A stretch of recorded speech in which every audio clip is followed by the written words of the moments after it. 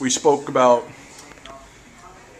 We're at the theater getting ready to see MacGruber, and we were just talking about this on this week's podcast, which will be up for Tuesday. And we were just talking about this particular poster, Takers. Look at the hack Photoshop job that they do. Yeah, look at Paul Walker's head. That's one of the worst ones. Yeah, Paul Walker is really just awful. That's like so noticeable. Yeah. Take a look at it. Is that T.I. or some Chris Brown? That's T.I. I can't. That's that trying guy. not to be racist, but I can't tell. I think that's Chris Brown. His is actually one of the best ones. Oh, is it Chris Brown on the right there? No, that's Chris Brown. That's Chris there. Brown? Yeah. Oh, who's that guy? This guy? Yeah. I don't know. Michael Ealy? Maybe. I don't know who these people are. Uh, But anyway, that's what it looks like. There's Charles it's Minor. absolutely awful. Yes, his name is Idris Elba. I know, but poor Jim Halpert. Alright, so I'm in the theater now. I wanted to show you how pathetic it is for me and Bosch when we come to see these movies. Like, this is pretty typical right here. Let's just give you an idea, okay? I'm gonna turn the camera around. Let's take a look. That's nothing. Oh, hey, look, nobody. Oh, that's a whole lot of nobody. Hey, let's go even further down. Okay, nobody.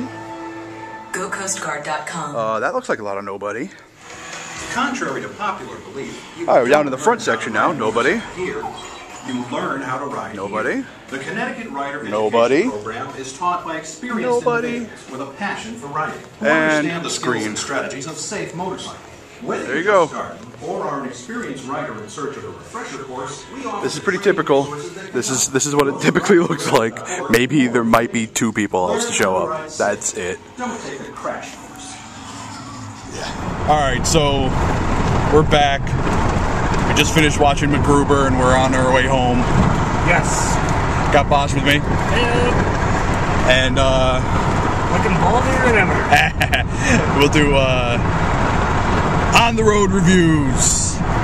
MacGruber. So what'd you think, Mo?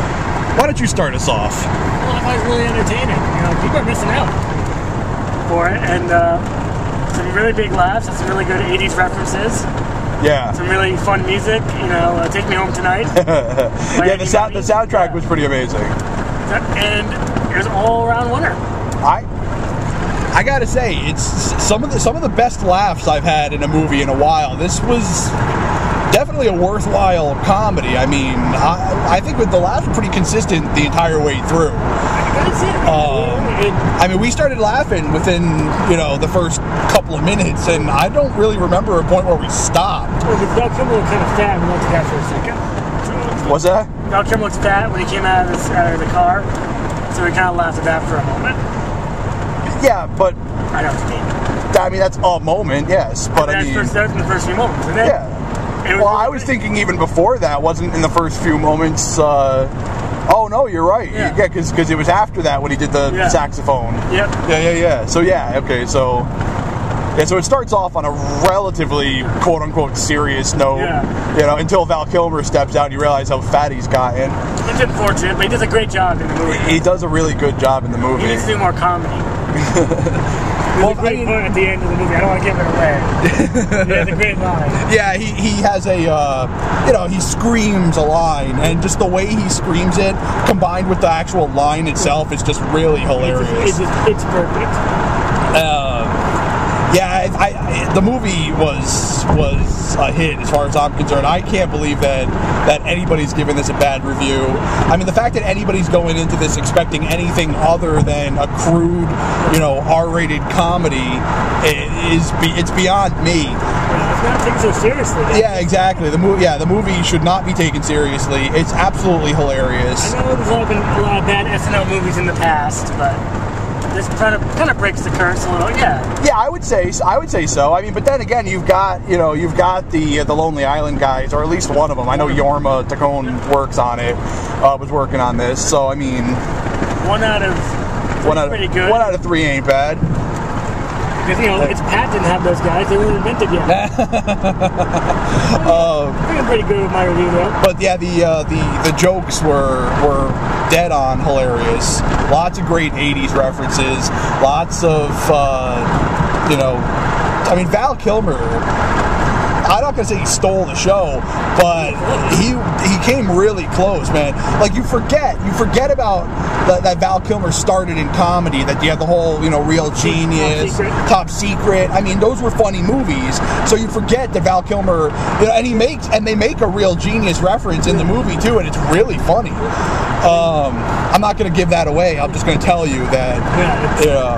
Everybody did a pretty good job. I don't know, Ryan Phillippe, usually. Yeah, exactly. Ryan Phillippe, who really cares, but he had some moments. He was kind of playing the straight guy for the most of it. It looks but like he had to hold in on the laughter though. It seemed like he was on the laugh. it definitely seemed like he had some. What do they call that? Corpsing? Yeah, I think I read that he had to bite his cheeks or something. Yeah, I'm sure. And it's one that, you know, good 80s, I would say, spoof parody, kind of like Hot Tub Time Machine. And you know, you have to thank MacGruber, because without MacGruber, you know, the news that they're going to make a MacGyver movie. That's a waste now. It does almost seem like a waste at this point, but it is happening. They're going to mention MacGruber in every review of MacGyver. Oh, without a doubt. Well, it's the same thing. They're going to mention MacGyver in every MacGruber review. So MacGyver. Who's going to? I don't know. Richard Dean Anderson. I don't know. What if they actually got the guy to be in the movie? That would be awesome. I would watch a MacGyver movie starring Richard Dean Anderson. Or a MacGyver movie with Tom Selleck. With Tom Selleck. Now it's some new person like in Twilight. He makes all the stuff out of hair gel and like looks nice hands. Well, I love. There's a great line in MacGruber where he's like, I found this wrench and I got an elastic. If you happen to see, what did he say? Keep your eye open for a large brown egg. Yeah. And it's like, what the fuck are you talking about? Oh man! But the movie was hilarious. I highly recommend it. Bosh, what do you give it? I'd probably give it 5, probably 3.5. Really? Maybe 4. I was gonna say. I mean, I don't. 4. Yeah, I'm in agreement. 4 out of 5. The movie is totally worth seeing. Absolutely worth seeing in the theaters. Yeah. And because go see it soon, because it's gonna be gone like tomorrow. Yeah, exactly. Exactly. You know, I mean, the movie opened on Friday, and it's already in the tiny little theater. At Regal Cinema in Brantford. Yeah, exactly. But I think that just about wraps it up. Yep. I hope you enjoyed this on the road review. Now I have some driving to do before we get into an accident. See you on the next podcast. Yeah, keep an eye out for the next podcast. It comes out Tuesday. Tomorrow.